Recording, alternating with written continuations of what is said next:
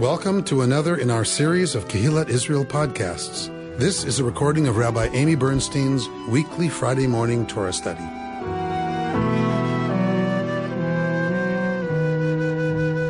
This morning, I'm going to choose to use some Hebrew. Don't worry, it's not intimidating. It's like 3 words you can learn. Because sometimes when we look at Torah texts, I feel like the English word associated with something already taints our understanding of the verse or the passage or the paragraph, because we have so much baggage associated with certain terminology. So I want to stay with some Hebrew terminology. Again, it's not to be intimidating. It's just I like to get away sometimes from what we've come to associate with some English terminology. The other thing I want to do is I want to set up this morning's study in context. So we all know this story. We've all known this story for a really long time. And the story has been used for millennia to punish Eve and to excuse misogyny, and to excuse and empower a dominant relationship between husband and wife, based largely on this story. And so, first of all, I want us to kind of, if we can, I know it's really hard, but if we can put aside all of our associations with this story and just treat it like we haven't ever seen it before. I know it's hard, but it's so important that we, as you know, those of you who study with me, it's so important to approach the text on the text's terms and not what we've been told about it, not how it's been interpreted. We'll get to interpretation, believe me. I don't want to ignore interpretation, but I want to start with the text. And I want to start with no bias and no baggage around about what any of it might mean. So I want to put this in context for you as well, because I think that's the other thing that's missing when we talk about this story is what goes on in the ancient Near East with this whole cosmology, this whole creation business, what goes on. And if we do that, then we can understand a lot more about why the things that are in this story are here. For instance, until about 5,000 years ago, everyone understood that the world was created by the great goddess, the creatrix. It was a female deity who brought forth the universe. And in the ancient Near East, largely what was considered to have happened after that is that she makes humans, often out of clay. She makes humans out of clay and breathes the breath of life into them. In a lot of these stories, the creatrix creates a male figure, a human, and then has intercourse with that human. And that is how humanity begins. So there is a lot of mother goddess incest stories as the origin stories. Sometimes there's a god who creates with the goddess, and then there's a fight. Once humanity's created, there's a fight, and somebody's got to die, right? So that's the world in which this story emerges. So what we're going to be looking for, as we always do, is what is the Israelite reconstruction of these kinds of stories? Origin stories are always the mother goddess creates, sometimes with another god, sometimes not. There's always a relationship between the deity and the human that is created. In many of them, the human's created from clay and animated by the deity. In many of these stories, the goddess is represented by, any guesses what the symbol for the mother goddess might be? Oh, the serpent. The serpent is the symbol of the mother goddess, of the creatrix. And in an Egyptian, it's so associated that the serpent becomes the hieroglyph for that word. In the Armenian tradition, we have Chava appear, and Chava is called the mother of all the living. In Assyrian scripture, We have the creatress who makes male and female human beings, quote, in pairs, she completed them. In Babylonia, right, which is north of Israel, the divine lady of Eden and is one of our figures, and how the goddess is called, and the goddess of the tree of life. Ah, yeah, Pam goes, whoa, okay. In Sumerian, the serpent god, the original god, is called the Lord of the Tree of Truth. And the female counterpart of that god is the great mother serpent of heaven. We have found icons in the ancient world depicting a goddess creating a human being with a serpent coiled around a tree behind them. In Phoenicia, the goddess Astarte is called Eve. And in Assyria, Nin Eve, or Holy Lady Eve, as well. So this is the context in which we begin our story. That's really important. So the same way we don't ask, why do we have a flood story? Our question is, what is the Israelite reconstruction of the flood story? What changes in early Israel? You have to have the flood story. Duh, right? So this is not here either, this whole 7 days of creation and then human beings being created. This is not here to explain the origins of the universe, by the way. This is to create a backdrop for the rest of Torah.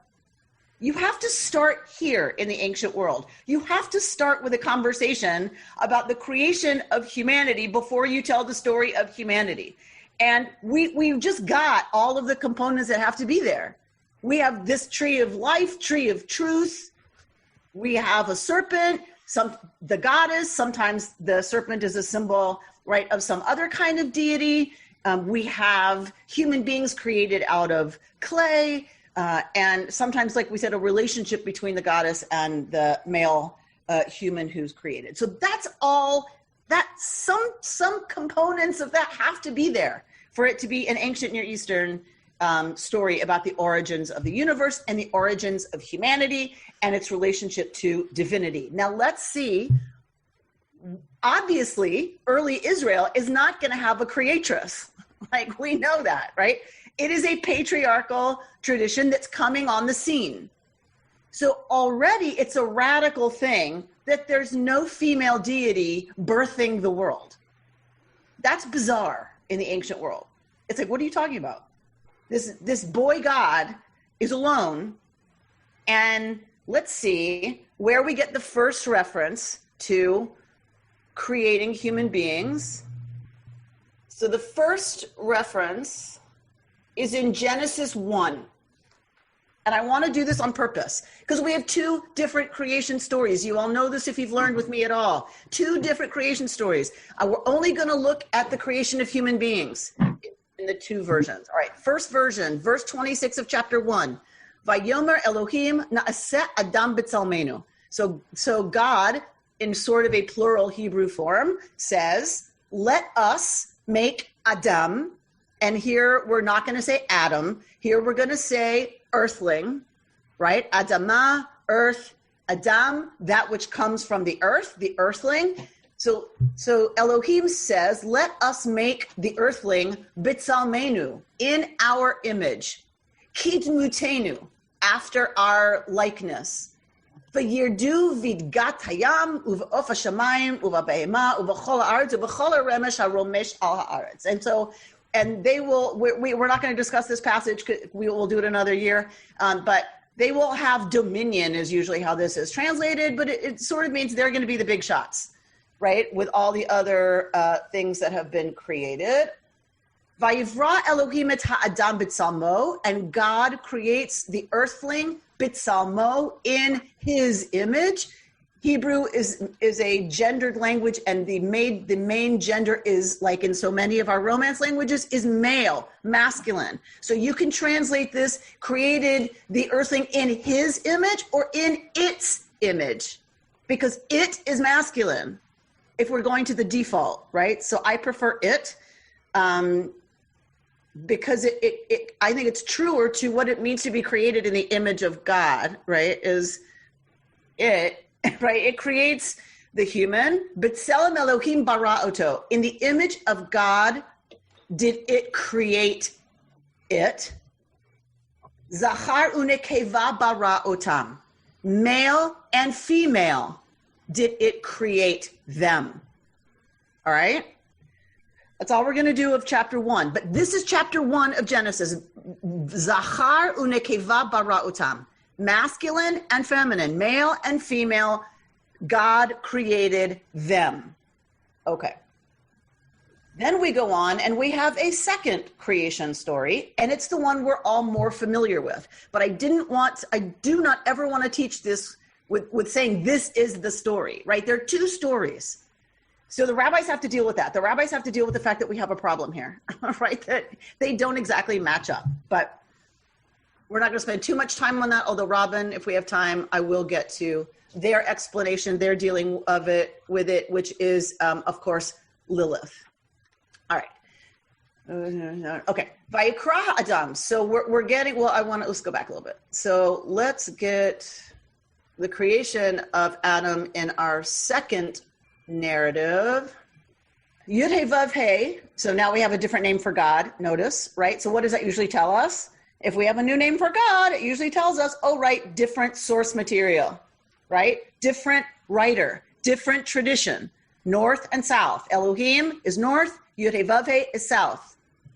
So we have now a southern version of the story. What's the southern version of the story? Those Yankees. I'm just kidding. All right, so the Yud He Vav He formed the Et Ha'adam, the earthling, afar min ha'adama, dust from the earth, vayipach be'apav, and blew into its nostrils, nishmat chayim, the self of life. I know a lot of you see nishama and want to say soul. It's not biblically. There is no difference between body and soul biblically. That's later. That's rabbinic. So there's something that gets breathed into Adam by Yud He Vav He that is not there before God does that. So we can call it the animating force. We can call it the breath of life. We can, whatever you want to call it. That's what Nishmat Chayim means here. Some kind of animating force that brings this hunk of clay to life.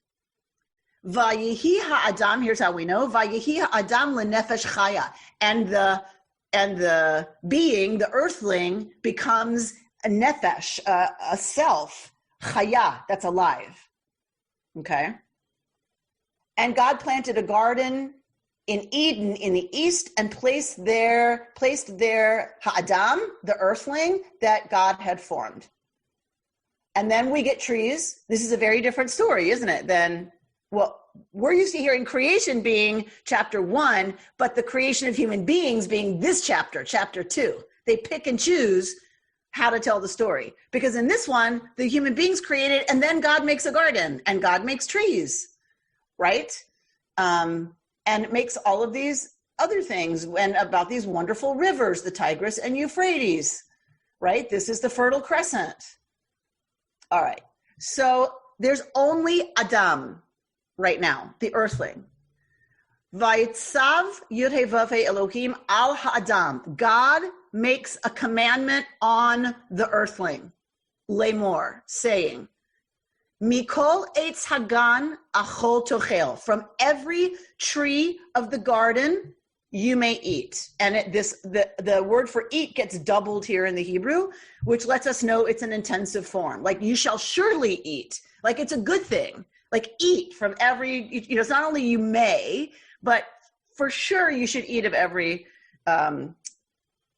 tree in the garden. And remember, the vav in verse 17 can be conjunctive or disjunctive. This is a disjunctive vav. Ume'etz hada'at, but,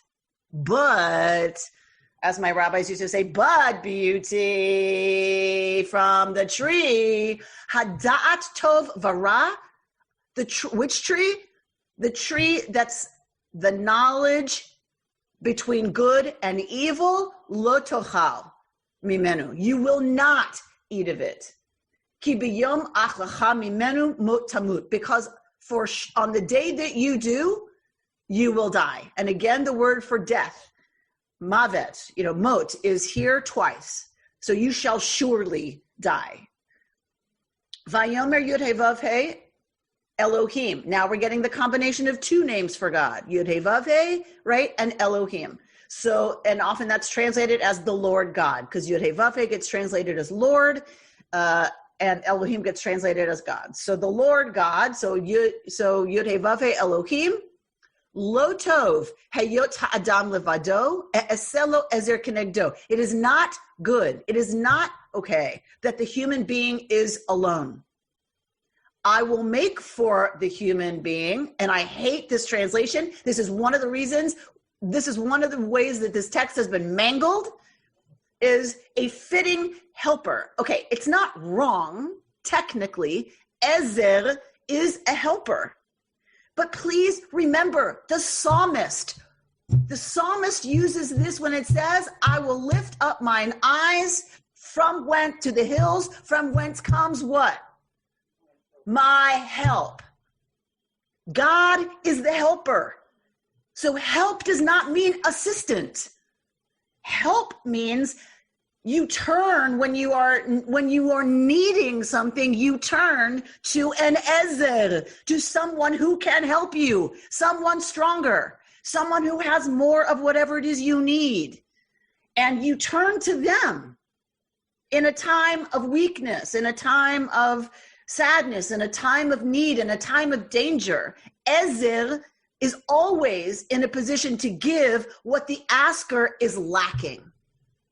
That is the translation I would like us to keep in our heads when we think about Chava. Kenegdo. Neged in Hebrew means against, over and against. I need to create for the human who is alone, right, a resource to be helping him over and against him. All right? So for the rabbis, if you have Zachar and Nekeva, you have the male and female being, right, that's created in Genesis 1. One way to deal with the apparent difference is to say, this is where God takes the female part and makes finally their possibility of relationship, because now they are neged one another. They're against, but against doesn't have a negative connotation here, right? They're able to see each other. They're able to relate because they're no longer one being. So that's one way to interpret what's about to happen. They've been Zachar v'Nekeva. They've been one hermaphroditic unit, earthling. And now God realizes they can't be in relationship. There's only one earthling. All the other animals have a partner. So God needs to fix that. Lo tov. It is not good that the person, the human, is alone. So I need to make an ezer kenegdo. I need to make an ezer for the earthling that is, right, over and against him, it. All right. And God forms out of the earth all the wild beasts and all the birds of the sky and brought them to the human to see what he would call them. And whatever the earthling called each living creature, that would be its name. So the earthling names all of these creatures, but no fitting lo matzah ezer kenegdo. But he did not find an ezer, a helper, a help to be over and against him. We could maybe think about it as some being to help with his loneliness, right? What's the Ezra? What is the help he needs? He needs help not being lonely, not being alone. So God casts a deep sleep. Tardema is a very special word. It's only used for this kind of situation where think about general anesthesia. This is not when you go to sleep at night.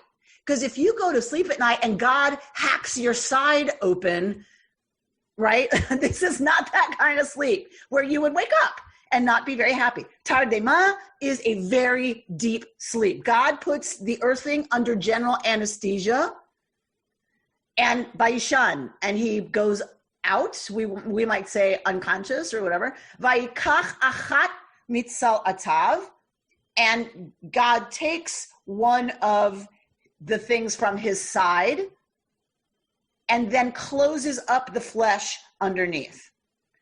Everyone wants to call this a rib because it's one of mitzal otav. But really the word here is from his side. Takes like a achat, one from his side. So everyone immediately goes to rib. I don't go there. If we just confront the text with no bias and no previous information, if you have zachar and nekeva, God takes one of them from the side and then closes up the flesh underneath. So you could have the hermaphrodite being divided here. One is cut away, mitzalota, from his sides. He's got two sides, right? One is cut away. Even if you want to say rib, okay, whatever. So this could be a whole different creation story, fine. Takes from the side, maybe his rib, fine. And closes up the flesh, because I don't have a problem either way. I like the hermaphrodite interpretation because it maintains an egalitarian approach to the earthling and to the creation of Chava. But I don't have to stay there to appreciate Chava being created from, she's the only thing created from something alive. Everything else, including Adam, is dirt. Chava, the mother of all life, is the only being created from another living being. I think that makes her incredibly special. She's unique in all of the created world. In all of what God has created, she is unique. There's no birth yet. These animals get created by God. Adam gets created by God. It's not until Chava that we have something that's a being that's coming from another living being. And not only is he alive, he has within him the special stuff that God blew into him. Chava's coming from that. All right. And God fashions that, what God took from the earthling, leisha, into woman, and brings her, el ha'adam, brings her to the earthling. And the earthling says, this zot ha'pa'am, like this time, etzem ma'atzamai, bone of my bone, uvasar mibsari, and flesh from my flesh, lezot yikaret isha, ki me'ish lukachazot. So she is called isha, woman, ki me'ish lukachazot, because from ish, from man, was she taken. So her designation as female, as woman, depends on having been separated from Adam and from Ish. Even if you read it that it's a rib, that there's just one earthling and a rib gets formed into Isha. It doesn't matter in this case. She is Isha to his Ish. It's the first time he's called Ish. Ish doesn't really matter until you have Isha. Before this, it's just the earthling. Now we have the word man because we have the word woman. So we have something that's not the earthling exactly, or is taken from the earthling, or is half the earthling, right? But is now designated Isha, woman, and that means we need a word for the other one that's left, which is Ish, which is man. And then we get this verse, hence a man leaves his father and mother and clings to his wife so that they become one flesh. So the idea is that you have to remember all of the Genesis narratives about creation are coming, and much of the rest of the book of Genesis are coming to describe the world as it is. They lived in the same world that we live in. That's the story they have to tell, is how did it get to be like this, right? So they are living at this point in a culture right? That understands when you marry, right? A man leaves his father and mother and clings for that same love and care and attention and whatever to his wife so that they once again become one flesh. Just like in the beginning of our story. Vayiyu shnehem arumim, and the two of them were naked, the earthling and his isha and his woman. V'lo yit boshashu, and I'm going to use the disjunctive of here, but they were not embarrassed, right? They were not. They use shame here, but I think it's really strong. They have no negative attachment to the fact that they're naked. All right. Are we good so far? All right. I haven't seen any chats yet, so it means I'm not. There's one. It usually means, okay, I haven't touched on anything radical yet. I haven't said anything radical. I haven't touched any buttons yet. Okay. All right. Ve'anachash. Now we're getting chapter 3. And I flew through that stuff because this is where I want to land, and this is where we're going to stay. We're going to stay with this story. Ve'anachash haya arum. So we just got told the human beings are arumim, naked. Right in the next verse, what are we told? V'hanachash haya, you could say and. The translation says now. What if you use but? What if it's the disjunctive of again? But, B-U-T, the nachash, the serpent, haya arum mikol chayat hasadeh, is more arum, the same word, is more naked than any of the other creatures. But that's not what your translation says, does it? No. What does it say? Shrewd. Because guess what? It's the same word. So you cannot convince me that there is not a relationship between saying the two human beings were arum and they felt no shame about that, and the very next verse says the snake was the most arum of all the creatures. Because you kind of got to scratch your head and go, wait, what? Like, what does it mean to be the most naked? Right? So how might the nachash, and I want to stay with nachash instead of serpent, because we have an idea in our heads about what serpent looks like and what it means. And I'm not saying it's not relative to our text, but in this text, the nachash has arms and legs, right? So I don't want to, serpent takes us too far down the story. All right, so the nachash is the most arum, is the most naked. How might that be so? How might the nachash be the most arum? Richard Rajay, ding, ding, ding, gets the gold star. The serpent constantly sheds its skin, so it is always naked. So, right? It makes perfect sense if you think about it. The nachash is the most naked because its whole skin comes off. All the time, like every spring or whatever, right? So seasonally, cyclically, regularly, tamid, the skin of the snake, the whole thing comes off. And that leaves the nachash pretty arum, I would say.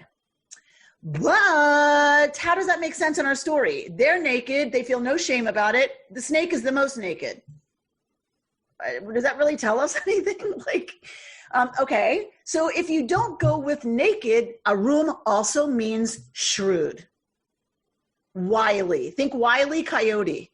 This is the word you would use of wily coyote, except he's kind of pathetic. But so always, figuring it out, being really,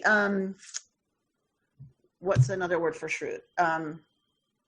Smart in a tricky kind of way, right? Smart in a way that can manipulate others. Okay, so the nachash is the most, you fill in the word here, shrewd or nude. It's up to you. So the nachash is the most shrewd / nude of all of the animals. Asher asa Yod-Heh-Vav-Heh Elohim, that Yod-Heh-Vav-Heh Lord God made. Vayomer el ha'isha, and the nachash says to the isha, the nachash says to the woman, Af, ain't it so? Ki amar Elohim lo tochlu mikol etz hagan.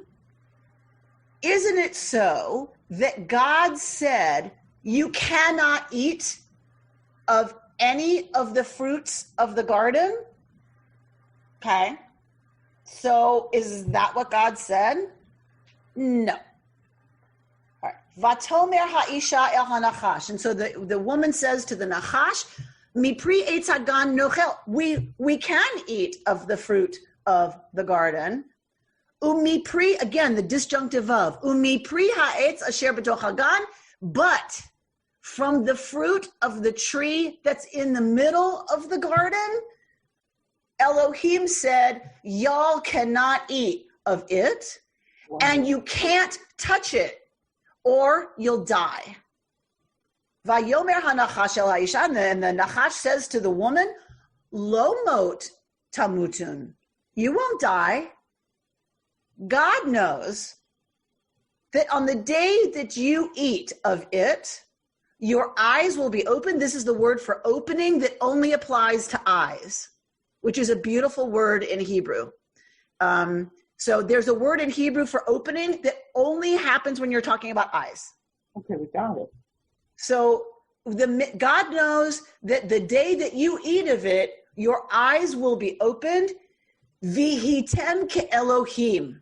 You will be like Elohim. You will be like God, knowing the difference between tov, good, and ra, evil. And the woman sees that ki tov ha'etz l'ma'achal, and it's that the tree is good for eating. And it's beautiful, right, to the eyes, and so pleasant. And she, in terms of being the source of wisdom, and she takes from its fruit vatochal, and she eats. And she gave also, right, to, and this is a lovely play on words, gam le'isha, with the dagesh in the hay, she gave it to, it sounds like isha. What is isha? Ish is man. What's isha? Woman. It says here, she gave it also la'isha. Here it means, though, the possessive. She gave it to her man. Isha, that dagesh means it belongs to her, not feminine isha, woman. She gave it to her man, ima, who was with her, bayochal, and he ate. And here we go again, beautiful Hebrew, vatipachna einei shnehem, and the eyes of both of them were opened, and they knew that they were naked, right?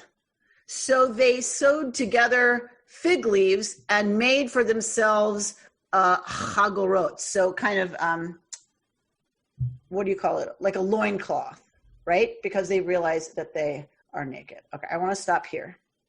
So Michael, did you unmute? Yes, we did. We were just going to give you a synonym for a word, but that's Which okay. one? Guileful. Guileful. I love it. Yes, full of guile. That's exactly right. Because the Nachash tricks her on purpose. Right? That's why we use that word, because the Nachash is not just smart. The Nachash is trying to do something here, because why would the Nachash start with a statement that God did not make unless the serpent's trying to trip her up, which of course we know, right, is what happens. All right, Judith Hubert. Why was the tree of good and evil put there? Was it just a test? Okay, let's hold that question. Lisa's asking, why trick man into eating? Who's the Nachash trying to trick? The woman. Chava. So some commentators want to suggest. To what end? So some commentators want to suggest that the Nachash wants to be in relationship to Eve. And that dialogue, speech, is how the Nachash is arum, and the most arum, the most intelligent, if you will, and wants a relationship with Chava. wants a relationship with Eve. And so kind of starts flirting, starts a conversation. What we don't know is, what about starting with something that's not true, right? Why should the Nachash start with something that wasn't true? Well, let's go back. What did Chava say to the Nachash? The Nachash starts with, are you not allowed, you're not supposed to eat from any of the trees of the garden? And what does the Isha, what does Chava answer? She only answers, one tree. Huh? There's only one tree you can't eat from. So we can eat from all the trees of the garden. We can't eat from the one right in the middle of the garden. Did she name it? No. No. She doesn't name the tree. Does she know what the tree is? We don't know. She says she doesn't name it.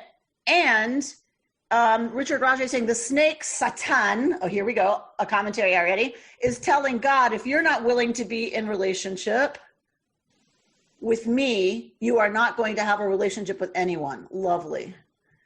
Beautiful, Richard. Beautiful midrash. So if we make this the serpent, the Nachash Satan, which of course is where the tradition eventually goes, this is the dark side, right? The anti-God, if you will, saying to God, if you're not going to hang out with me, I'm taking away the folks you're hanging with. Mm-hmm. The folks created in your image and in your likeness, guess what? I'm going to ruin it for all y'all. If I can't be part of the party, I'm going to end the party. I'm going to blow up the party. All right. Didn't God forbid eating from the tree before Eve was created? Very good, Bert. So she doesn't name the tree. And then she says, if we can't eat of it and we can't touch it, because if we do, we will die. All right. Is that what God said? We were there. We heard it. Is that what God said? No. No. God said you may not eat of the tree of the knowledge between the difference between good and evil. You can't eat that fruit. And nothing about touching it. Nothing. So, and then you're going to die. If you eat of it, you're going to die. And she says, and you can't touch it. So she doesn't name the tree. Maybe she doesn't know which tree it is. She wasn't there. Maybe she doesn't know what tree it is. Who decides we can't touch it or we'll die? Where did that come from? Adam must have told her, or she adds it. This is where the commentators argue about whether or not Eve is at fault. Some commentators want to suggest Eve is saying we can't eat of it and we can't even touch it or we'll die. And in adding to that, in adding to God's words, in adding anything to what God says, woman becomes responsible for her own downfall. Amy? I don't really buy that one so much. Anin? I keep getting the feeling that this is the beginning of the awareness of mortality. Oh, don't get ahead of me, Anin. Hanging with me. You're going way ahead of me. All right, so we have so much here. Do you see why this is so amazing? Okay, wait. Yeah. So who tells her? Does Adam is the one who tells her what God said. That has to be, because we don't have God telling her. So Adam must have told Chava, we can't eat from what? The tree in the middle of the garden? Does Adam tell her what the tree is? We don't know. We don't have that conversation. Does Adam tell her and we can't touch it or we'll die? If so, in his paternalism, setting a larger fence around the law, because after all, she's just a stupid female. She might really mess up without meaning to, because they, you know how they are. The women see something pretty and everything just flies out of their head. So if he's being paternalistic, it's his fault. This whole thing is Adam's fault. Adam screwed up the whole thing. Okay. So let's hold that for a minute. I swear, Anin, we're going to get to death. But you have to understand, Adam and Chava, what does it mean to them when God says, because you'll die? What does that mean to beings who have no knowledge of death and no experience of death? What is that supposed to mean to them? So in some ways, you could say, God is not exactly being very helpful here, right? It's like, because mot tamut, you will surely die. Well, what the heck does that mean to two new humans who have no idea about life, death, good, bad, consequences? They have no clue. So God is not terribly helpful in this story either.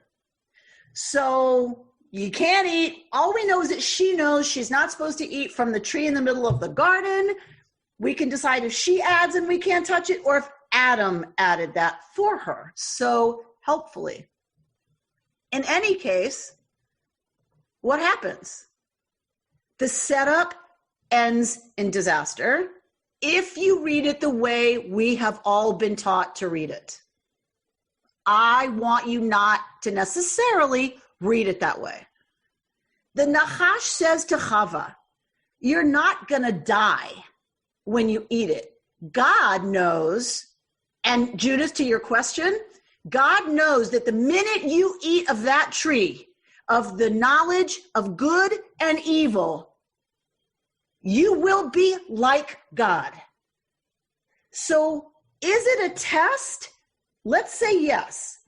The question is, what is it a test for? What is it a test of? How have we all been taught this story? We've all been taught this story is that this is a test of obedience. Will they observe the will of God and follow the will of God? And when they don't, there are dire consequences, and they die in some sense because now they are mortal. That's garbage, and I'm going to show you why. I will give you a proof text that that interpretation is garbage. It could be a test of which one of these earthlings, if any of them, wants to be like God. What if that's the test?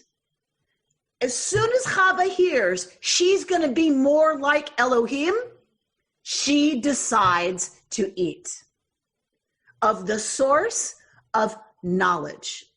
She is seeking two things: to be like Elohim and to have knowledge. And when they eat, they become aware that they are naked, and then they cover themselves. So something happens once they learn that naked means something.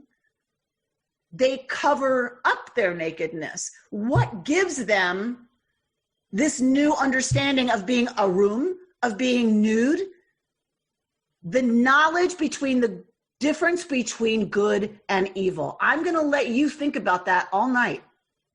How does the knowledge of good versus evil change their understanding of what it means to be arum? And why is it now appropriate to cover up that nakedness? That is the topic of a great dissertation, right? It's not, and don't tell me it's sex. I don't think that's it at all. There's nothing here about sex. And we can assume if the other animals are going to procreate, they're having sex all the time. So it's not sex. This is not sexual. Something changes when their eyes are opened and they know the difference between good and bad. They now understand being arum as being something that is only appropriate in certain circumstances, right? It doesn't say, and then they felt ashamed. It said they covered up. So they understand something about the state of being arum, and that is not appropriate anymore all the time, now that they know the difference between good and bad. And God says, right? God says the famous word in Hebrew, ayeka. Where are you? Ayeka. And the rabbis want to say God is always doing this. This is not just one day God is walking in the garden and says, Ayeka. The rabbis have a beautiful interpretation. They say, this is what God does. This is God's job. To walk around all the time going, Ayeka, where are you? To human beings. Longing to be in relationship. And we're the ones who are hiding. Right? God created it so that we were all hanging out together. The humans eat. Then they have a certain kind of knowledge and understanding, and now they hide from God. And God says, Ayeka, and the human responds, I heard et kocha, your voice. I heard your voice, and I was afraid because I was naked. It's a different word, ki erom anochi, because it's another form of arum, of being naked. So I hid. So what if we don't translate fear here as just fear? What if we go back to our original understanding of yirah, which is both awe and fear? It's an awe that leads one to feel vulnerable and tiny. So that's how it's related to fear, right? But what if the human is saying, I heard your voice in the garden and I was in awe? Because now I get it, that I'm naked. I'm vulnerable. I now have an understanding that puts me into a different relationship with you, God. It's overwhelming now.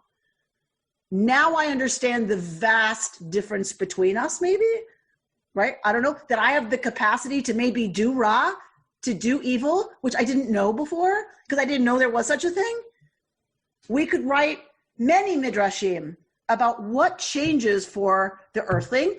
What we know is that now the earthling is in a different relationship to the divine. Go back to what I said about ancient Near Eastern stories. The deity creates the Adam and then has intercourse with the Adam. What is the reconstruction of the Israelite story?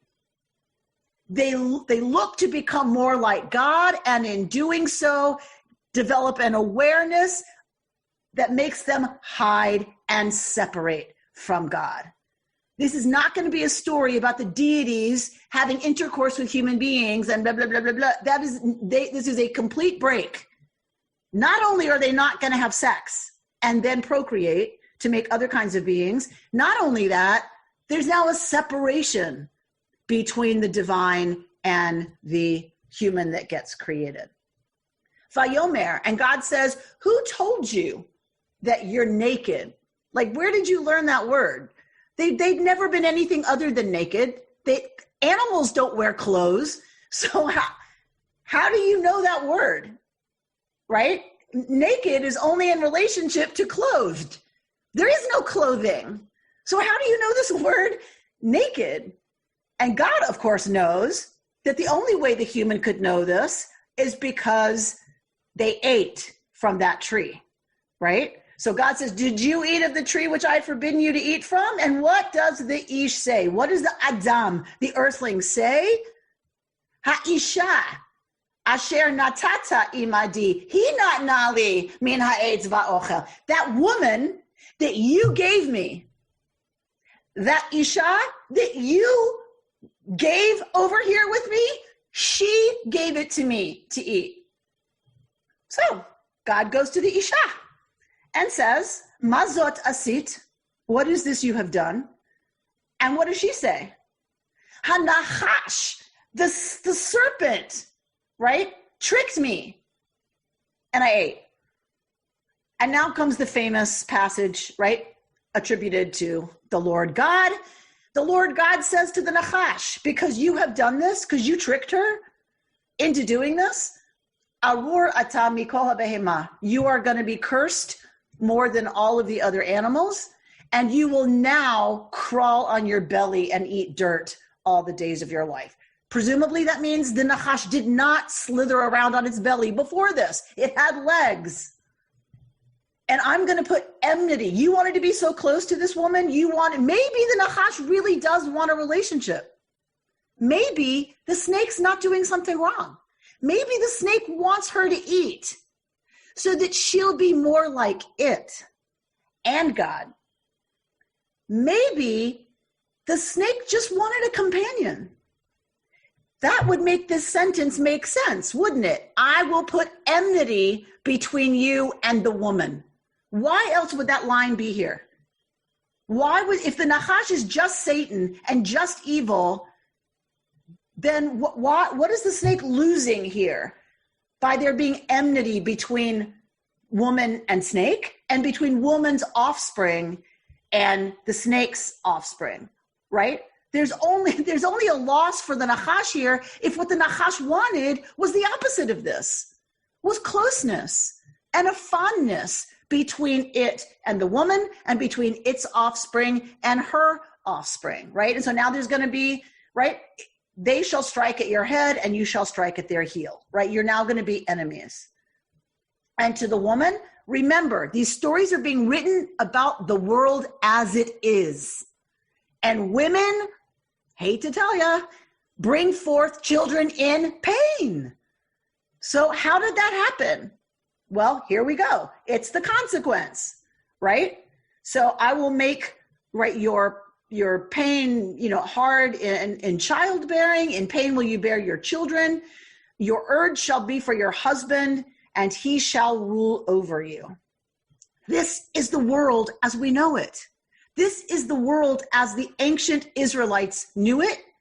Men had control of their wives. We know this, right? Legally. How did that come to be? Notice that it's not because that's normal. It's not normal. It's a consequence, right, of something else. It's not how we were created. We were created egalitarian. There are consequences that rendered patriarchy the norm. It's not Eden. It's not how it was supposed to be. So is it here? Yes, but that's what everybody always focuses on. But that's the world we live in. What I think is important about revaluing and reconstructing our relationship to this text is that it's saying that's not how God wanted it. That's not how we were created. That is not Eden. That's the world. Now you fill in the blank whether that's good or bad.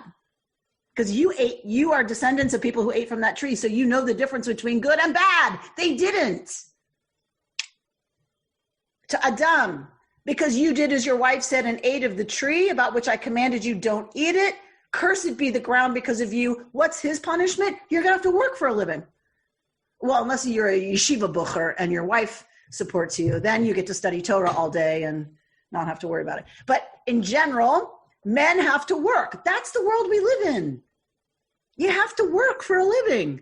It's not easy, right? Unless you're somebody who got handed millions and millions of dollars by your father, let's say, then maybe your life's a little easier. But for most of us, and for certainly most people in the ancient world, that's not true. You worked really hard. By the sweat of your brow shall you get, right, nourishment, lechem, until you return to the ground, for from it you were taken, for dust you are, and to dust you shall return, right? We are very attached in Jewish tradition and culture to this, to putting the body back into the ground the same way it was given to us. So we have remained very attached to this idea that we are from the earth, and to the earth we will return. And the man for the first time names, notice, she gets a name. When? After they ate from the tree of the knowledge of the difference between good and evil. She gets named Chava because she was the mother of Kol Chai, of everything alive. And what happens now is the rabbis think this is a beautiful line. You may think it's just a tagline. The rabbis see this as a very, very beautiful line. And God made garments of ore, of skin, for Adam, right, and his woman, and clothed them. God dresses them. God understands that they now are not going to be okay being a room all the time. God creates garments of ore, of skin. Where do you think the rabbis go with that? Some of you I know have already, I'm sure, heard it. Where do they go? The rabbis say, no, don't read ore. It's not ore skin, it's ore light. God created for them garments of light and dresses them out of a sense of love and caring for the humans. And now we have so many things to talk about. Okay, so how do they even know what death is? They don't. Maybe after the bite of the apple, the mosquitoes came out. Thank you, Richard Rajay, for explaining how we got mosquitoes. Of course, God knew they ate from the tree. Why does God ask? So to Bert's point, why does God ask, did you eat from the tree? Here's for me one of the most important rereadings of this story, the most important. God asks, did you eat of the tree? And what does the Ish say?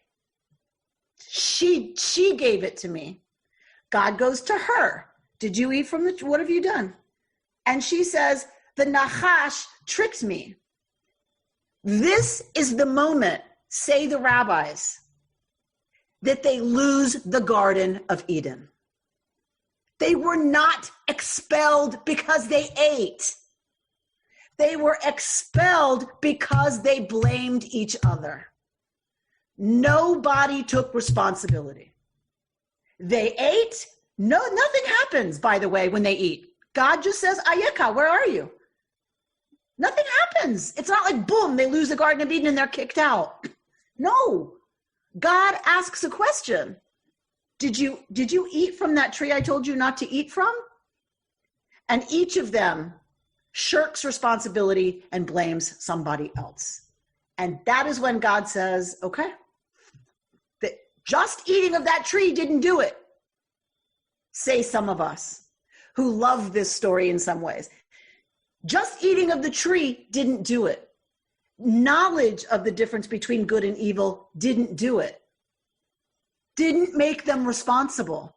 Didn't make them able to claim who they are and what they do in the world. They're going to need to go out of the garden. They can't do that in the garden. They can't do that here with me. They can't do that where they're safe and completely provided for. They have to go out in the world. He's going to have to work, and she's going to bring forth children in pain, and she's going to have to contend with what marriage means for females. That's what's going to have to happen for them to become responsible, for them to become mature beings ready to own what they make of this world, what they do in this world. And that is why we don't live in the Garden of Eden.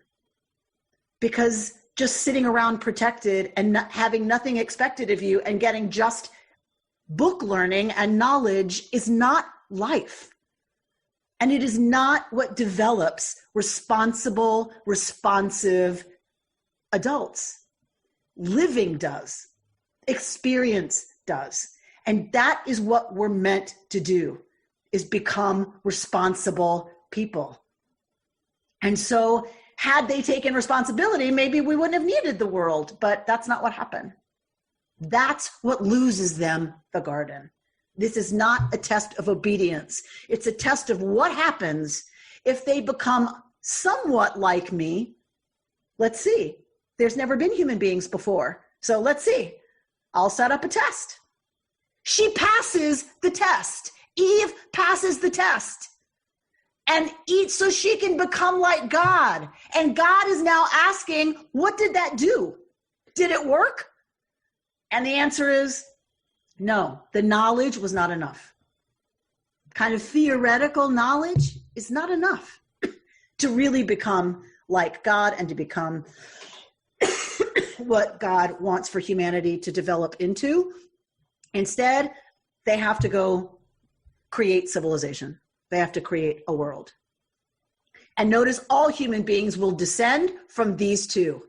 No people is better than another. The story we choose to tell is that we all come from Adam and Chava, every person on the planet. And the rabbis say, why?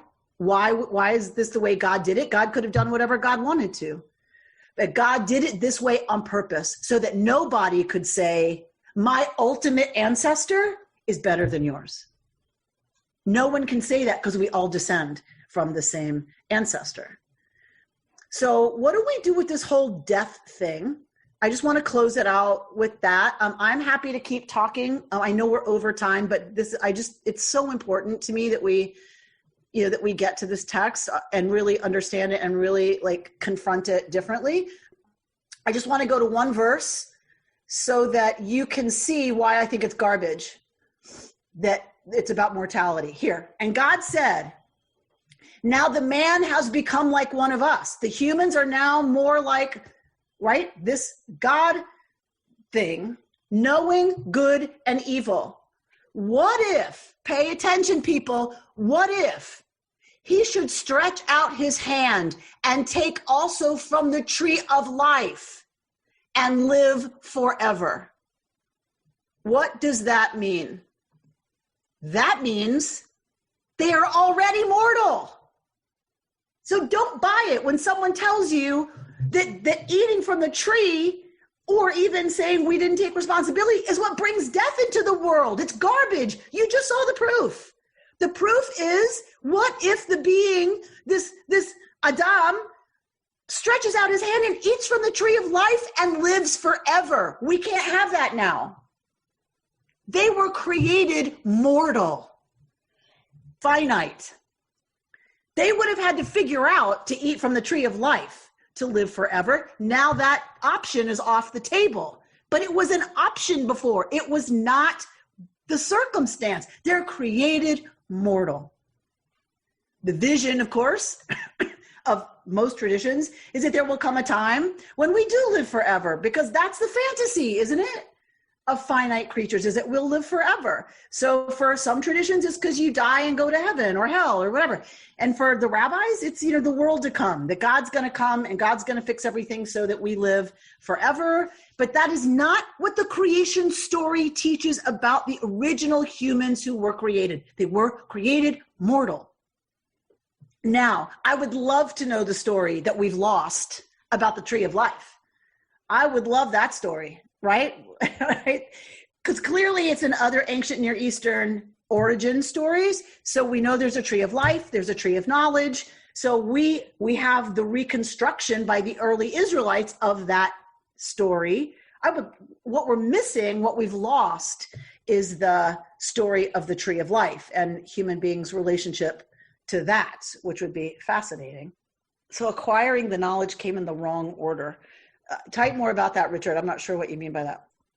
What I was trying to get at is you seem to make the point that the reason why they're expelled from the garden is because they didn't take responsibility. And so it's kind of like you can't develop the knowledge that you need in order to live responsibly unless you live life. You live an outside life as opposed to the book learning life.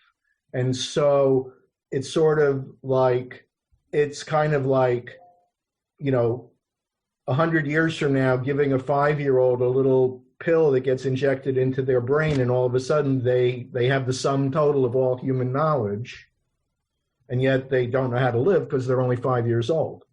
Right. Right. So one of my colleagues, to that point, one of my colleagues wrote a drash on this text, and she, Rabbi Rachel Edelman, and she published an article that I read for this class, and she turned to her daughter and she said to her daughter, they were studying for the daughter's bat mitzvah, and she said, so why do you think the Nachash? Why did Chava believe the Nachash? Why did she listen to the Nachash if it's so arum and so tricky? Why did she listen to the Nachash? And the daughter, without any hesitation, answered, well, because she didn't have a mother. Right? And so it's like, right? So to Richard, to your point, it's like they had no teachers. So they get this knowledge, but no teacher. And so what good is that knowledge? Not only does it turn out not to be necessarily so great, it turns out it doesn't work just to have, right, that stuck in there. Like you said, it has to be the outside world. It has to be experience, right, that informs that knowledge And you're right, because the other way, the other order, and we all know people like this, don't we? Who have incredible book learning and incredible book smarts and can't find their way to, up the bus stop a block away. Like people who are lost in the world. They're completely lost in the world. And they have all of this knowledge. They are super smart, but can't relate to people, right? They can't function, as part of a rich, and now remember, this is being written by people who lived in rich family systems. They lived in clans. They lived with nuclear families all living in a compound together. Somebody who just has book learning and can't relate to other people was not who you wanted to become in that society, right? You were dependent on your relationship to other people. So I think, it's even more so, Richard, yes, in their case, how they lived. We can figure it out these days. You can be super smart and not relate very well to people or have very much practical knowledge or experience, and you can make it okay. But I have to believe in the ancient world, it would have been much harder, much, much harder. And so this story comes out of, right, humans' experience of knowledge disconnected from experience. That it can also be dangerous. Think of the nuclear bomb, right? Somebody really smart figured out how to split the atom. Really smart. What happens when we have knowledge that is disconnected from experience?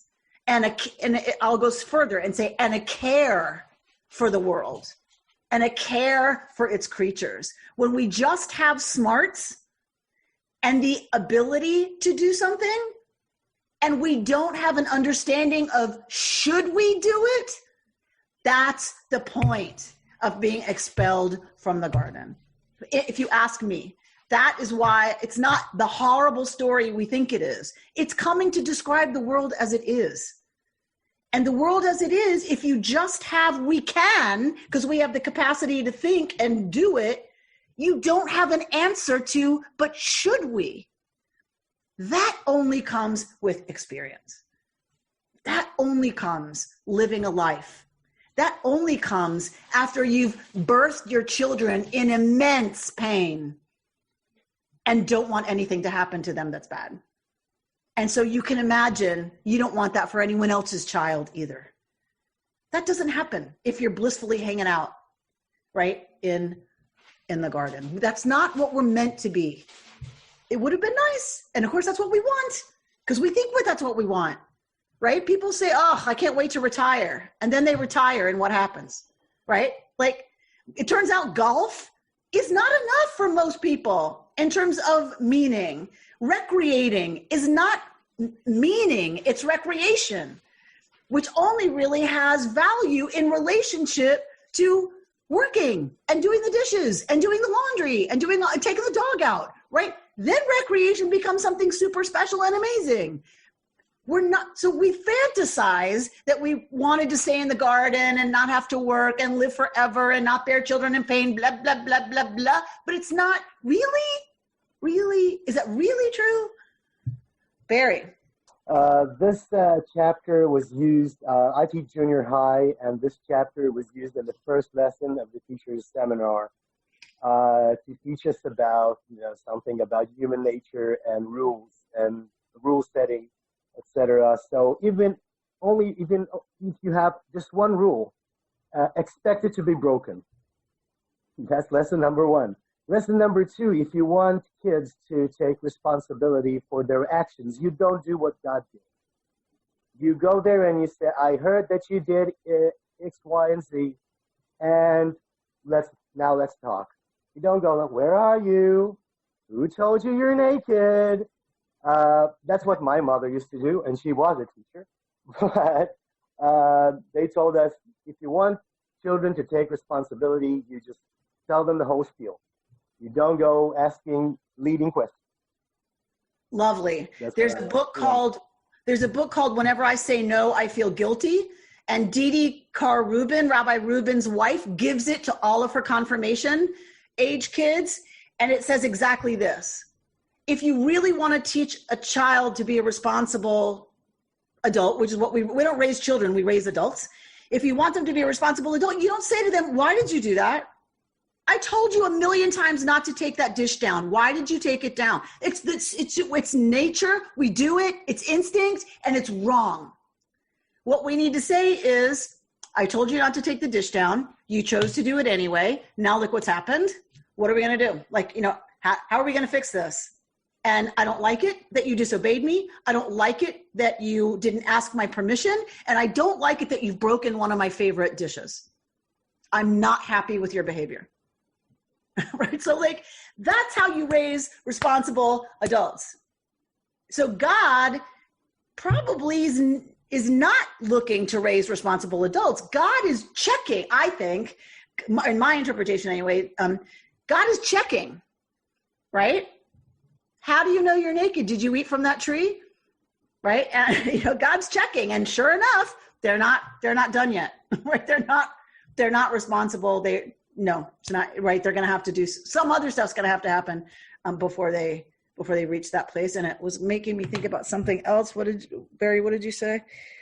If you have one rule, right. One rule. So someone asked earlier, Judith Ubik asked earlier, hot flash. Judith Ubik asked her earlier, sorry. Judith asked why?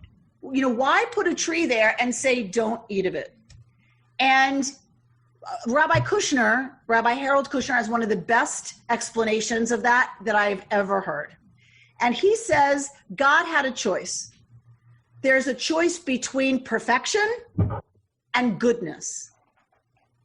If God wanted perfection, God would not have put the tree there and would not have said, don't eat from it. What God does is set up the situation for them to disobey, right? And to learn, hopefully to learn, okay, what does that look like? What does that mean? And they can't serve God, if you want to use that language. They can't do that out of choice until they know there's a choice. God didn't want perfection. That's not what God was interested in, says Rabbi Kushner. God wants human goodness. And that can only happen when we have a choice. And when we know the difference between good and evil, then we can choose to do good. And that's what God was interested in, not in perfection. And the other thing I want to say before I forget is that, remember, everything was tov. Do you remember from creation? God sees it, ki tov, ki tov, ki tov. It's all good. When the human being gets created, it's tov me'od. It's very good. What is the only thing that is lo tov? In Eden, in perfection, in the garden of perfection, what is the only thing that's lo tov? That Adam should be alone. That Adam was alone. Which I think is the other profound lesson of this story, and deeply meaningful to me, is that the only thing, everything was perfect. The only thing lo tov in the created world was the human being alone. That for me is a lot of Judaism, right? This is not a solo flight. We are in this together. We are meant to be together. And I don't mean just, obviously, I don't mean just heterosexual, pairings, obviously. But we are not meant to be alone. That is existentially the only thing God fixes. It's so lo tov that God corrects it. God fixes it. That we are meant to do this together. We are meant to be together. We're meant to learn together. We're meant to talk together. We're meant to feel with each other. We're meant to companion each other through this craziness, even in Eden.